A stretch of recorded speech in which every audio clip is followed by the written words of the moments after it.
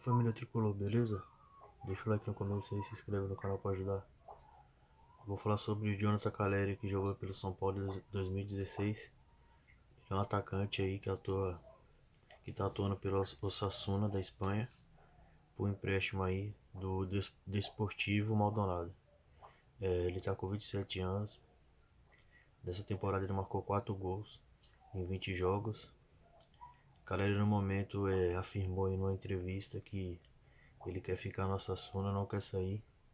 Ele se sente bem no clube e também ele gosta muito da cidade. Então retorno pro São Paulo agora é muito difícil. Deixa, me segue no Instagram aí que eu vou deixar aí embaixo. Quem puder me ajudar no Pix, qualquer valor aí para manter o canal. Eu sempre posto os gols aqui do São Paulo também, as informações, beleza? Deixa o like aí e se inscreve.